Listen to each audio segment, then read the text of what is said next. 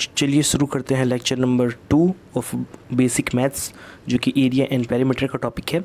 और आज हम area and a perimeter triangles के बारे में जानने वाले हैं कि ये ट्रायंगल्स का एरिया और अ पेरीमीटर किस तरीके से निकला है और कितने तरीके के ट्रायंगल होते हैं। तो चलिए शुरू करते हैं इस लेक्चर को। टाइप ऑफ ट्रायंगल्स, कितने तरह के ट्रायंगल हैं। सबसे पहला है स्केलेन ट्रायंगल। अब स्केलेन ट्रायंगल क्या होता है? स्केलेन ट्रायंगल ऐसे ट्रायंगल होते हैं जिनके तीनों साइड अलग अलग होते हैं, जैसे कि ए बी सी। ये जो तीनों साइड ये आपस में सेम नहीं होंगी, ये तीनों के तीनों अलग होंगे, हम उनको बोलते हैं स्केलेन ट्रायंगल। नेक्स्ट है आइसोसेलेस ट्रायंगल। अब आइसोसेलेस ट्रायंगल क्या होते हैं? आइसोसेलेस ट्रायंगल वो होते हैं जिनके अंदर दो साइड्स इक्वल हों। ऐसे ट्रायंगल जिनके अंदर दो साइड इक्वल हों, जैसा कि आप इस केस में देख सकते हैं, ए है और जो उसकी दूसरी साइड है वो भी ए है। नेक्स्ट है हमारा इक्विलेटरल ट्रायंगल। अब इक्विलेटरल ट्रायंगल क्या होता है? जिसके अंदर तीनों साइड सेम होते हैं। तो ये देख लीजिए, इस जो इसके तीनों के तीनों साइड है वो ए है, मतलब तीनों के तीनों साइड क्या है? सेम है। ठीक है, तो तीन तरीके के हैं ट्रायंगल। स्केलेन ट्रायंगल जिसके सभी साइड अलग अलग है, आइसोसेलेस ट्रायंगल जिसके दो साइड सेम है, और इक्विलेटरल ट्रायंगल जिसके तीनों साइड अलग अलग सेम है। ठीक है, यहाँ पे मैं फिर दोहरा देना चाहूँगा, एक मिनट। तो ये है स्केलेन ट्रायंगल जिसके तीनों साइड अलग अलग। ये है आइसोसेलेस ट्रायंगल जिसके दो साइड सेम। ये है इक्विलेटरल ट्रायंगल जिसके तीनों के तीनों साइड सेम। चलिए आगे बढ़ते हैं। अब हम पेरीमीटर और एरिया देखेंगे स्केलेन ट्रायंगल के बारे में। ठीक है, तो ये हमारा स्केलेन ट्रायंगल।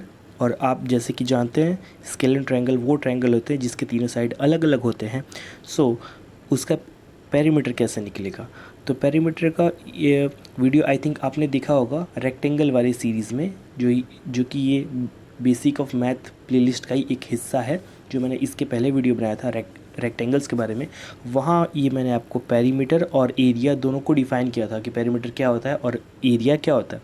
सो पेरीमीटर होता क्या? पेरीमीटर होता है किसी भी शेप का जो उसकी बाउंड्री है, जो उसके एजिस हैं, उनको आप सम कर दीजिए तो उसका पेरीमीटर निकल आएगा। और इस केस में यहाँ लिखा है कि तीनों साइड अलग अलग है, चूँकि ये स्केलेन ट्रायंगल है, तो इसका पैरामीटर निकालने के लिए हम तीनों साइड ऐड अप कर देंगे। ओके, तो हमने तीनों साइड को यहाँ पे ऐड अप कर दिया। जब उसको ऐड अप कर लोगे तो ए बी सी मिल गया, मतलब तीनों साइड को जोड़ दो तो इसका ये ट्रायंगल का पैरामीटर आ जाएगा। और जो पैरामीटर का यूनिट है वो मीटर में रहता है। मीटर में ऐसा जरूरी नहीं कि वो मीटर में ही हो, वो मीटर में भी हो सकता है, सेंटीमीटर में भी हो सकता है, किलोमीटर में भी हो सकता है। मीन्स कोई भी यूनिट रहेगी वो लेंथ की यूनिट रहेगी। ओके, यहाँ पे कभी स्क्वायर नहीं लगेगा, क्यूब नहीं लगेगा। ठीक है, ये हमेशा लेंथ की यूनिट रहेगी। ओके, चलिए अब हम देखते हैं इसका एरिया कैसे निकालते हैं। तो एरिया ऑफ ट्रायंगल होता है हेरॉन्स फार्मूला। ठीक है, जो कि आप यहाँ देख रहे हैं, under root S, S minus A, S minus B and S minus C. इसको कहा जाता है हेरॉन्स फार्मूला।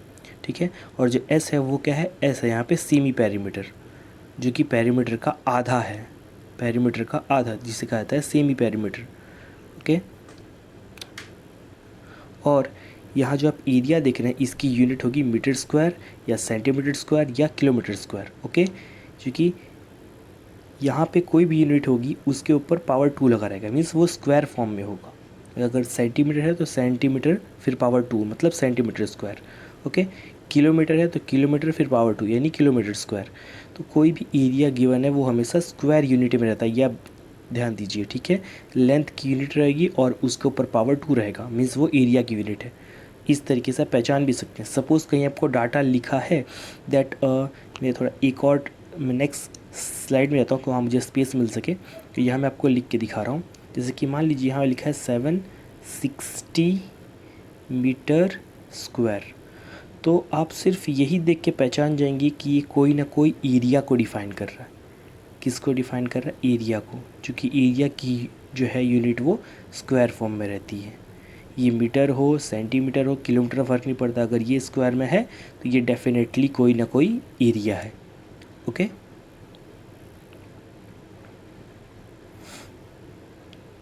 मिनट हम इसे रब कर लेते हैं।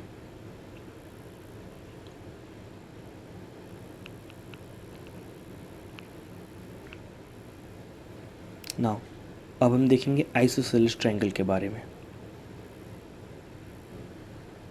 तो आइसोसेलेस ट्रायंगल क्या होता है ये हमने शुरुआत में ही डिस्कस किया।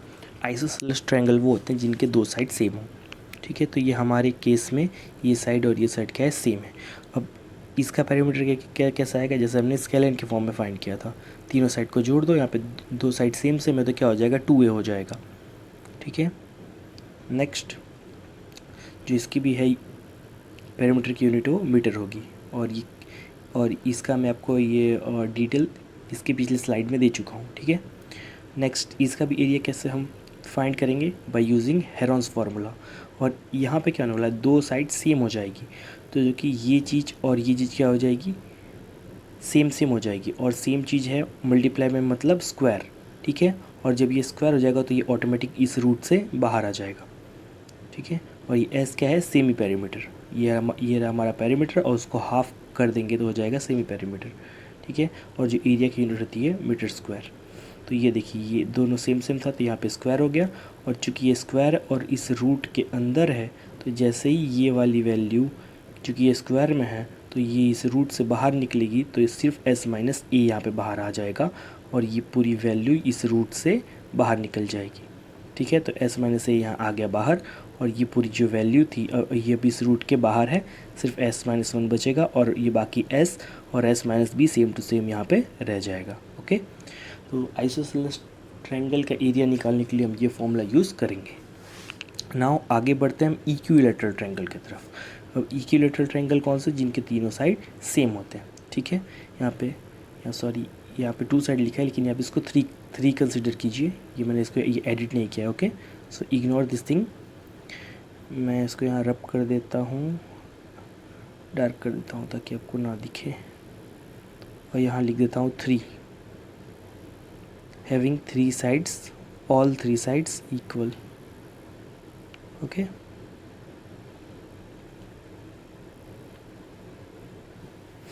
ये तो कुछ ज़्यादा ही आगे निकल गया, मैं वापस यहाँ आते हैं, ठीक है। चलिए, तो अब इसका पैरामीटर कैसा आएगा, पैरामीटर, एक मिनट क्यों नहीं चेंज हो रहा, हाँ। तो इसका पैरामीटर आएगा कैसे, तीनों साइड को एडअप करना, a plus A that is 3a। तो पैरामीटर ऑफ इक्विलैटरल ट्रायंगल क्या होगा, 3 इंटू ए, क्योंकि तीनों साइड सेम है, तो a plus A that is 3a। ना अब हम इसका एरिया कैसे निकालेंगे, same by using the Heron's formula. और यहाँ पे तीनों चीज़ें क्या होने वाली है, सेम होने वाली है। तो और ये क्या है, सेमी पेरीमीटर, 3a, यानी जो हमारा पेरीमीटर उसको डिवाइड बाई 2 कर दिया तो आ गया सेमी पेरीमीटर। नाउ अब जो इस एरिया की यूनिट है वो मीटर स्क्वायर, और जो ये पेरीमीटर की यूनिट है वो मीटर, ओके। और चूँकि ये सेम है तो स्क्वायर बन गया, और ये स्क्वायर बन गया तो एक आ जाएगा बाहर, जैसा कि मैं आपको पिछले स्लाइड में ही बता चुका हूँ। तो अभी क्या बचा, एस माइनस ए, ये यहाँ पे क्या था, स्क्वायर फॉर्म में था, तो ये पूरा निकल के बाहर आ जाएगा तो एक बचेगा, और यहाँ बाकी चीज़ें वैसे की वैसी रह जाएंगी, जैसे कि एस और ये एस माइनस ए, ओके। चलिए अब आगे बढ़ते हैं नेक्स्ट। अब जैसा कि आपने ये तीन ट्रायंगल के बारे में ही देखा, स्केलेन ट्रायंगल, आइसोसेलेस ट्रायंगल और इक्विलैटरल ट्रायंगल, ठीक है।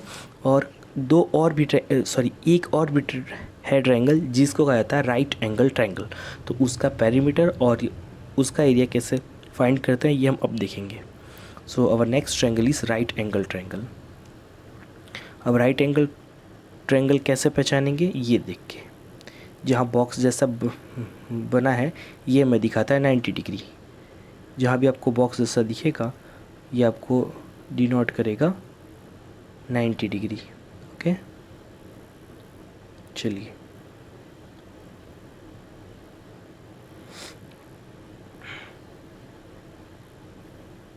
इसको हम रब कर लेते हैं।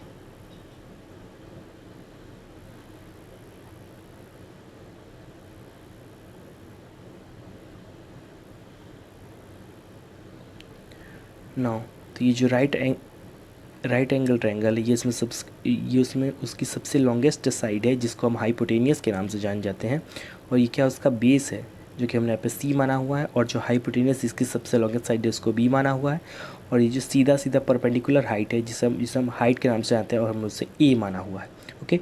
तो हमें इस राइट एंगल ट्रायंगल का पैरीमीटर कैसे निकलेगा, perimeter of triangle is equal to तीनों साइड को सम कर देंगे, तो a plus B plus C या b plus A plus C की बात एक ही है।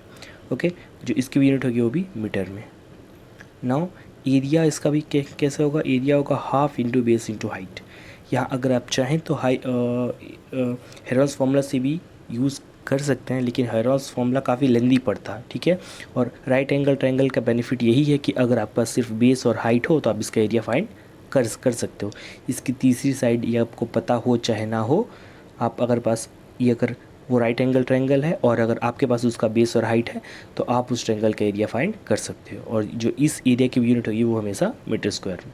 मीटर स्क्वायर मीन्स कोई भी लेंथ की यूनिट और उस पर पावर 2 रहेगी। ओके, मैं ये नहीं बोल रहा हूँ कि सिर्फ मीटर स्क्वायर भी होगी, वो सेंटीमीटर स्क्वायर भी हो सकती है, फीट स्क्वायर भी हो सकती है, किलोमीटर स्क्वायर भी हो सकती है। ओके, तो ये सब कोई भी यूनिट होगी बस उसकी पावर 2 होगी, ठीक है। लेंथ की यूनिट और उसकी पावर 2 वो होती है एरिया की यूनिट।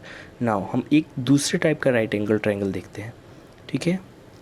अब ये देखिए, ये भी राइट एंगल ट्रायंगल है। कैसे, ये उसका ऑल्टीट्यूड है जिसे हाइट भी कहा जाता है। ओके, चलो जहाँ, तो ये जो ट्रायंगल है ये भी एक राइट एंगल ट्रायंगल है। ओके, जिसमें ये उसका बेस है और ये उसकी हाइट है या ऑल्टीट्यूड है, ठीक है। अब इस केस का पैरामीटर कैसे निकलेगा, पैरामीटर का सबका वही फॉर्मूला, तीनों साइड एड अप कर दो, that is a plus B plus C. Okay, अब इसका एरिया कैसे आएगा, और राइट एंगल ट्रायंगल में एरिया निकालने का फॉर्मूला एक ही है, half into base into height, जो कि यहाँ पे लिखा हुआ है, और इसकी भी यूनिट होगी मीटर स्क्वायर, ठीक है। तो मैं आशा करता हूँ कि ये आपको वीडियो समझ में आई होगी, कैसे हम और ट्रायंगल्स का पेरीमीटर और उनका एरिया कैसे निकालते हैं, और ट्रायंगल के टाइप्स कितने होते हैं। तो 3+1 तीन कौन से तीन बेसिक माने जाते हैं, स्केलन, आइसोसेलेस और इक्विलेटरल, ठीक है। और जो हम फोर्थ लेके आए हैं वो है राइट एंगल ट्रायंगल। तो राइट एंगल ट्रायंगल का एरिया निकालने का फॉर्मूला अलग है, that is half into base into height. और बाकी जो तीन हैं ट्रायंगल्स उनका एरिया निकालने का फॉर्मूला है हेरोल्ड्स फार्मूला, और पेरीमीटर निकालने का सबका फॉर्मूला सेम ही है, that is a plus B plus C, तीनों साइड को ऐड अप कर दो। ओके, तो चलिए, टेक केयर और बाय बाय। और मेरे इस चैनल को सपोर्ट कीजिए, लाइक कीजिए, शेयर कीजिए, सब्सक्राइब कीजिए, और अपने दोस्तों के साथ, या फिर ये अगर ये वीडियो आपके काम की नहीं है तो मीन्स ये सारी चीज़ें ये अगर आपको पता है तो आपके जो छोटे भाई बहन हैं, चाहे जो ये आपके रिलेटिव में या फिर फ्रेंड सर्कल में जो 5th 6th 4th 5th मतलब ये क्लास के बच्चे हैं, 7th 8th के बच्चे हैं, उनको आप ये शेयर कीजिए, तो उनका क्विक रिवीजन भी होगा। और ये अगर वो उस क्लास के बच्चे हैं तो मतलब वो देख के पढ़ भी पाएंगे, क्योंकि ये मैंने बहुत बेसिक वे में इसको समझाया है, ठीक है। तो लाइक कीजिए, शेयर कीजिए, सब्सक्राइब कीजिए and take care. Thank you, bye bye.